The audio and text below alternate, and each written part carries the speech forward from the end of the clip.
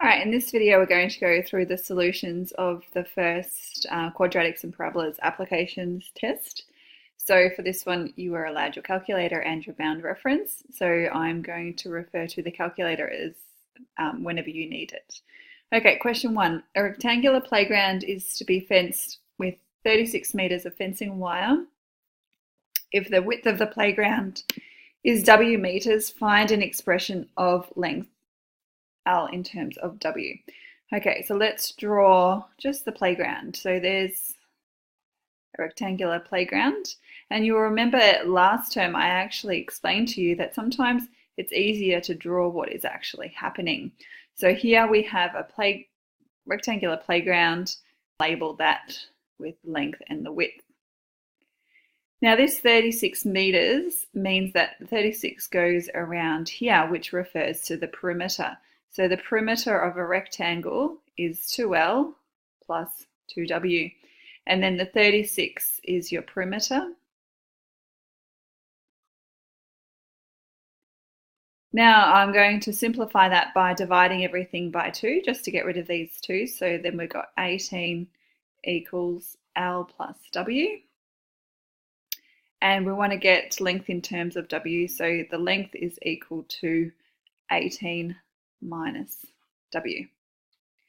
Then question B, hence show that the area is given by the expression A equals 18W minus W squared.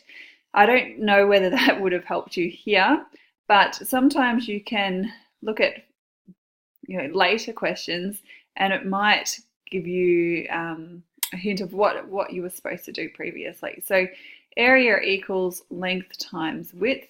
The reason why we did the length in terms of W here is so that we have an expression in terms of one variable only. So my length is 18 minus W and my width.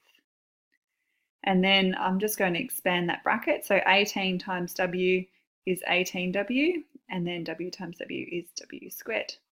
Okay, and that's what we had to do.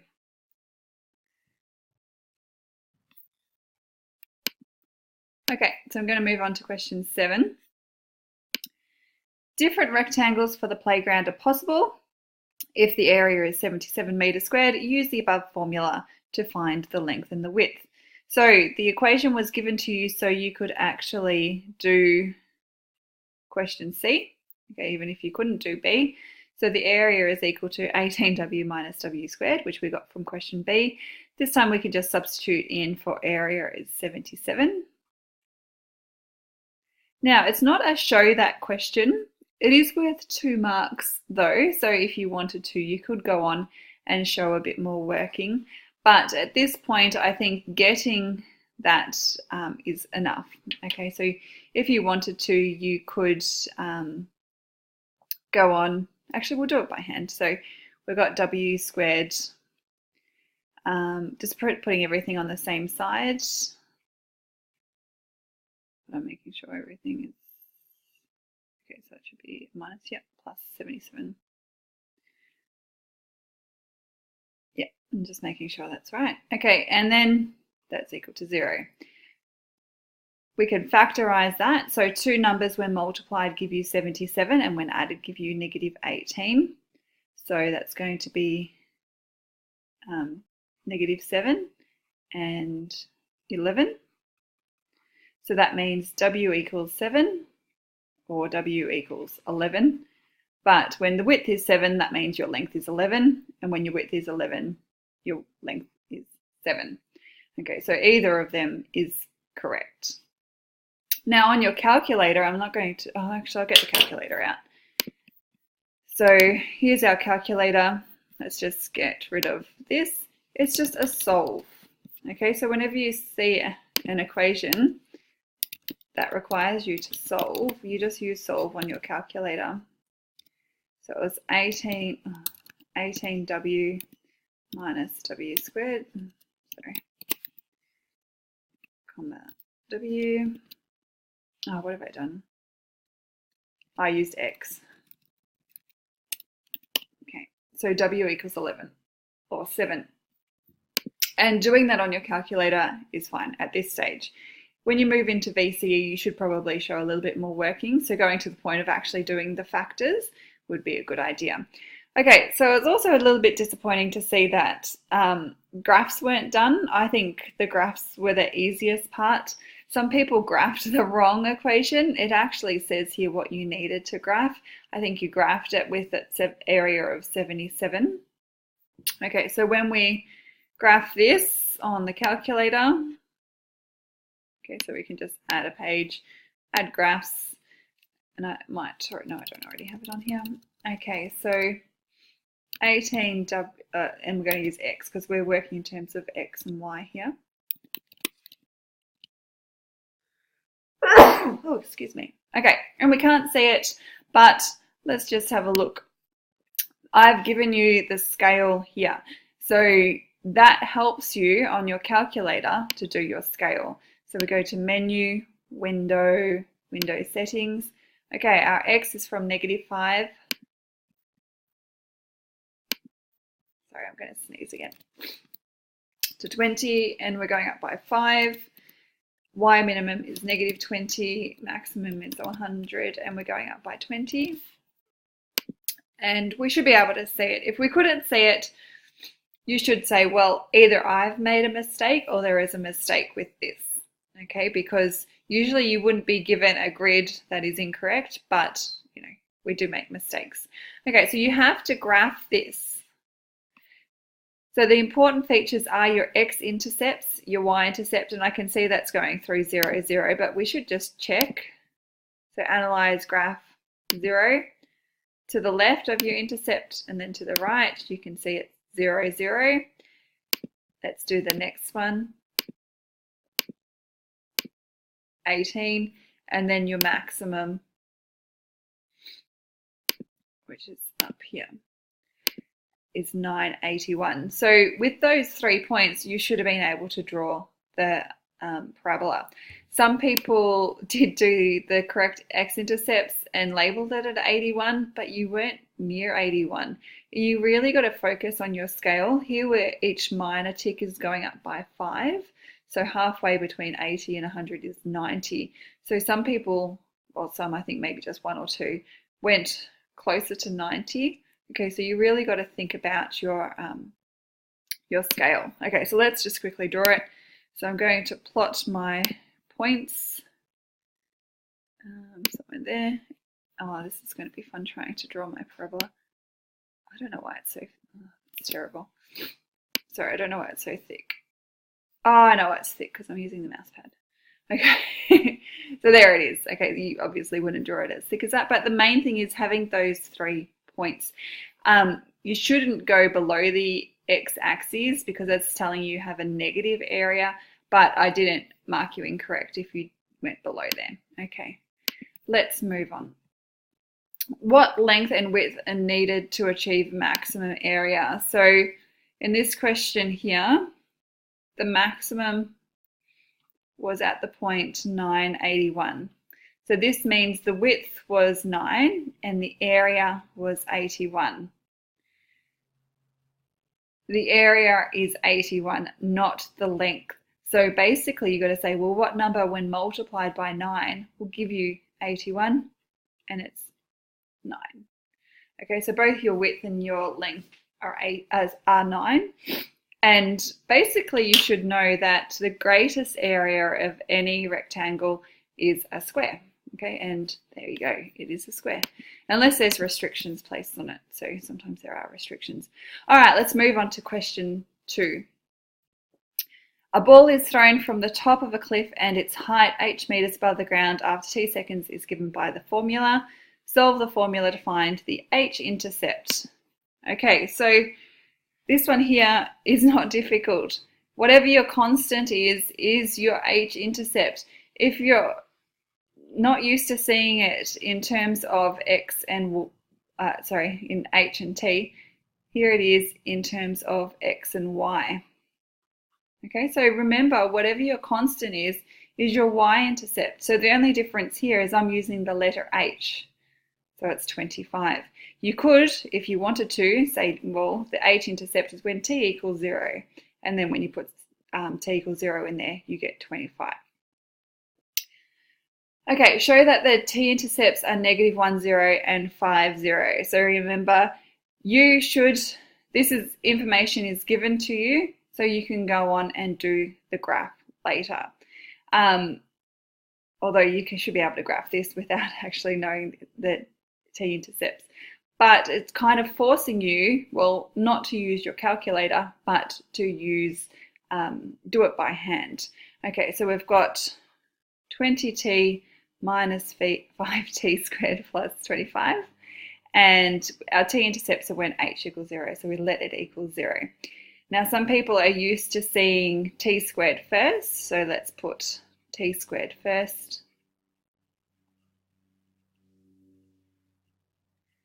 Now, you could say, well, this is a bit tricky having that -5 in there. Well, isn't that nice that -5 is a common factor? So let's take that out.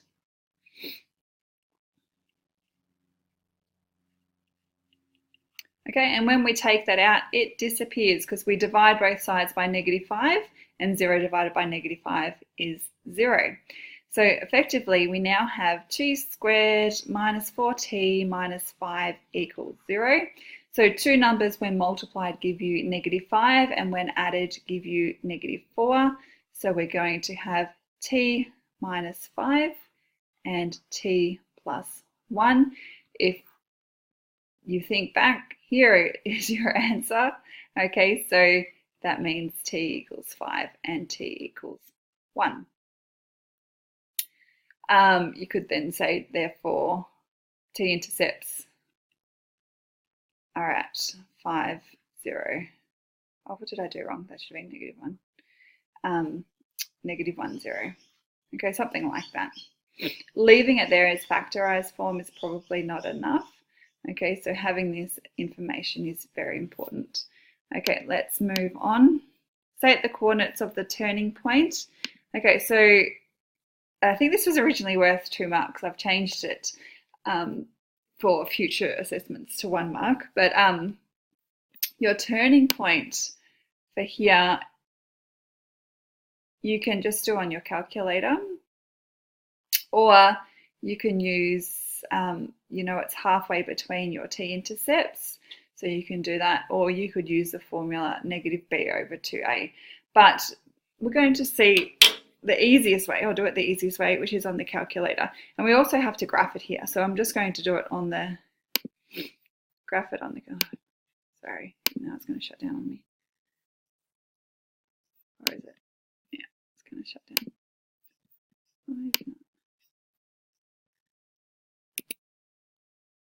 Yeah. Sorry, I just have to get the calculator back up. All right, so we have the calculator up and running again. So let's add a graph. So we've got 20t. So remember, we're in terms of x here, so it won't recognize if you do t. So we just got to change it to x and then plus 25. Okay, again, we can't see it, but remember, we have to graph it. It's given me the dimensions of the axes or the scale. So let's change that scale to reflect that. Okay, so we're going, sorry, I didn't know what it went to, 6. Okay, so -2 to 6, and we're going up by 2, and then -10 to 50. Okay, so there's my graph. And we're still finding the maximum, so just find it that way, 245. Okay, so there's your answer for the previous one. When you're graphing it, again, you'll need your x-intercepts, but this time we've got a different y-intercept, which we know is 25. We also know the t-intercepts are -1 and 5, so you should have been able to graph that quite easily. We are throwing a ball from a cliff, so if we get the graph back up, we'd probably only technically start from here, okay, and draw that part here. But at this stage, if you drew the whole thing, that is completely fine as well. Basically, when you move into methods, you're going to have restrictions on your values, which would make the context make sense, because in this case, you're throwing the ball here, so this part of the graph is not needed, but that's something that you will cover next year.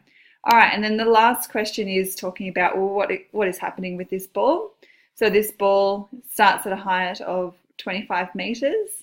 It reaches a maximum height of 45 meters after 2 seconds, and then it hits the ground again after 5 seconds. We don't actually know what the horizontal distance is at this stage. So you just say, in terms of t is your time, not your distance. Okay, let's move on. All right, question 3. This was probably done the best out of all of them, I think, because the graph was given to you. How deep is the dam? Okay, it's 9 meters deep. It's not negative 9 meters. We usually only measure things, or length, depth, height, width, with positive values, not negative values. So just keep that in mind for the future. I didn't penalize anyone if they did do -9 though. How wide is the dam? So this was also done quite well. So we can see it goes from 0 to 12, which was great. Show that the equation that represents the parabola is this. Okay, so I think if I had have said the local minimum or the turning point is at 6, -9, passes through 0, 0 and 12, 0, you would have been able to do the equation. This equation was given to you, I don't know why, you don't need it later on, but basically to get it in that form. Okay, so you know the answer. Let's see if we can do that. Probably, I don't know. Oh, yeah, actually, to force you to get it into, turning point form. Okay, let's write the basic equation in turning point form.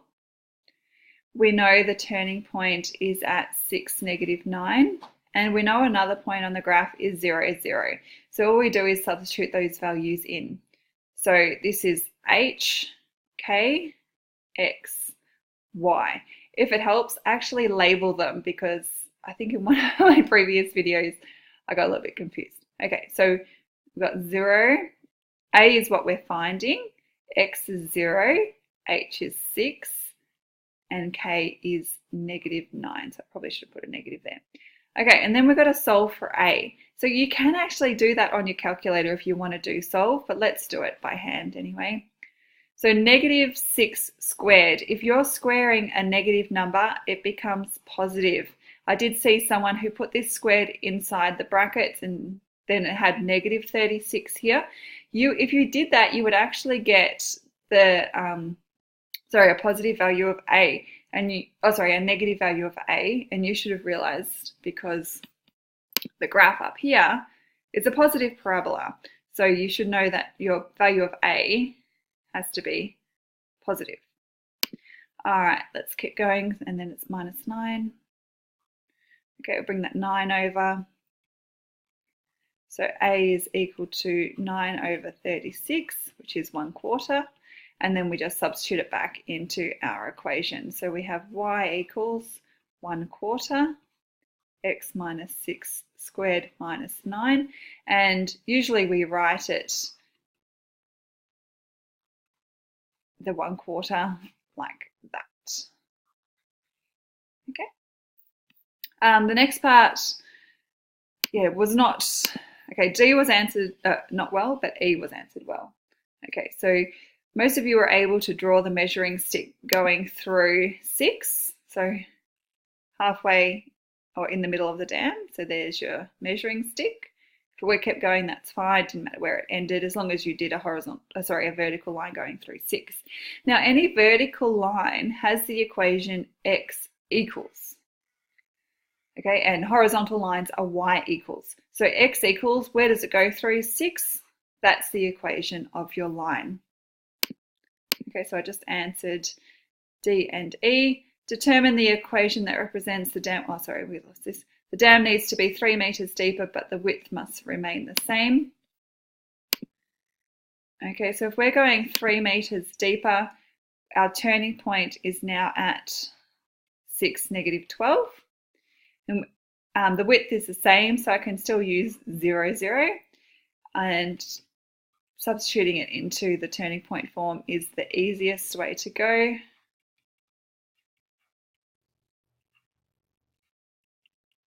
Okay, oops, got the squared there. So we've got 0 equals 36a minus 12. A equals 12 over 36. Sorry, I don't know why I did that. 36 equals 1/3. So your formula, your equation is that, or you could put all that over 3. Okay, I'm going to stop there because it's already 20 minutes, but please make sure that when you have anything that you have to graph, that you get those points just by doing it on your calculator. Okay, so it was a bit disappointing to see graphs not drawn, considering that you could plug them straight into your calculator. And for the two that you did have to draw, the equation was actually given to you. So it didn't require you to get the equation and then draw it. The equation was given to you. You should have been able to draw it. Okay, good luck next time, girls. Bye-bye.